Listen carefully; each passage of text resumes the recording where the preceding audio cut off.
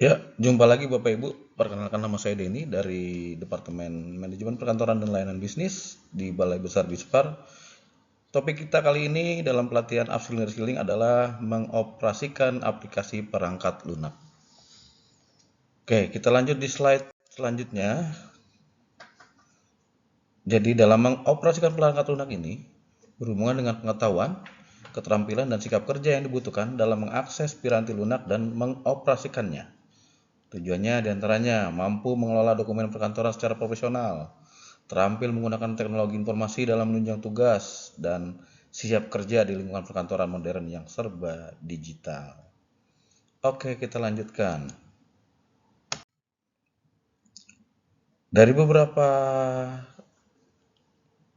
kompetensi, untuk yang di kompetensi ini ada beberapa kriteria unjuk kerja, diantaranya pilihan aplikasi diidentifikasi sesuai kebutuhan, kemudian metode pencarian secara tepat dipilih untuk penggunaan tipe informasi, kemudian aplikasi perangkat lunak atau piranti lunak dipilih sesuai dengan kebutuhan, peranan yang berbeda dari dan bagian dari aplikasi diidentifikasi untuk fungsi tertentu, dan yang terakhir aplikasi dioperasikan sesuai dengan prosedur atau SOP-nya.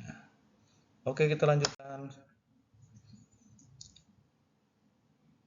Dari hasil yang slide sebelumnya, diperolehlah pengetahuan dan keterampilan serta sikap kerja. Apa saja sih pengetahuan, keterampilan, dan sikap kerja?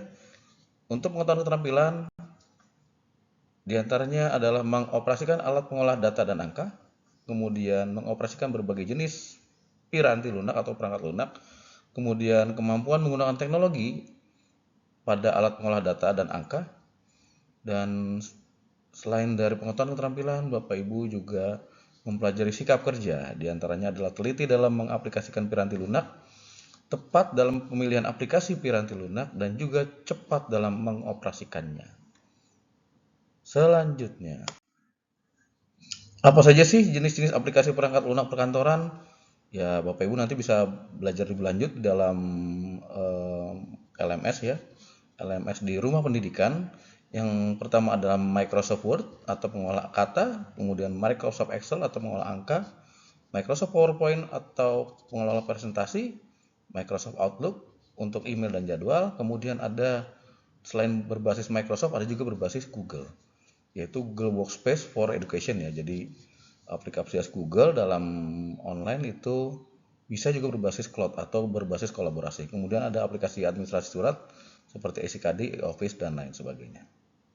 Selanjutnya, selain perangkat lunak juga ada aplikasi email dan manajemen jadwal. Di antaranya adalah Microsoft Outlook. Bapak Ibu sudah mungkin familiar ya, aplikasi yang digunakan untuk email, kalender, dan tugas. Selain Microsoft juga di dalam provider lain ada Google. Google-nya ada mulai Google Gmail ataupun dengan Google Calendar. Ini mungkin Bapak Ibu lebih familiar karena menggunakan aplikasi Belajar ID yang mungkin sudah hampir 4 tahunan ya menggunakan aplikasi berbasis Google. Kemudian ada lagi Mozilla Thunderbird. Ini alternatif lain dan gratis untuk mengelola email. Tapi mungkin belum familiar ya. Kemudian ada aplikasi penyimpanan dan kolaborasi atau cloud. Di antaranya adalah Google Drive. Bapak Ibu mungkin sudah familiar, terintegrasi juga dengan Google Docs, Google Sheet, Google Slide, dan sebagainya. Ada juga provider Microsoft meluncurkan Microsoft OneDrive, terhubung dengan seluruh Microsoft di Office berupa Word, Excel, dan PowerPoint. Kemudian ada Dropbox ini di aplikasi selanjutnya, cocok untuk berbagi file besar. Kemudian untuk pengguna Apple atau iMac itu ada iCloud Drive. Ya, jadi penyimpanan cloud untuk pengguna Apple. Digunakan untuk penyimpanan dan kolaborasi bisnis tingkat perusahaan. Oke, selanjutnya. Bagaimana dengan aplikasi komunikasi perkantoran? Saat pandemi mungkin Bapak Ibu sudah familiar ya dengan aplikasi komunikasi ya, baik untuk perkantoran ataupun untuk sekolah dan untuk pribadi juga ada. Microsoft mengeluarkan Microsoft Teams, ada Slack, Google dengan Google Meet-nya, dan yang paling sejuta amat adalah Zoom, yang paling populer, dan juga ada WhatsApp Business Meeting atau WhatsApp Conference juga bisa memakai itu. Selanjutnya, kesimpulannya adalah bahwa penguasaan aplikasi perangkat lunak perkantoran sangat penting bagi siswa SMK, dimulai dari gurunya ya, untuk menunjang ke pekerjaan administratif secara profesional. Aplikasi seperti Microsoft Word, Excel, PowerPoint, email, kalender digital, serta layanan cloud sangat membantu dalam menyelesaikan tugas perkantoran dengan cepat dan efisien karena berbasis digital.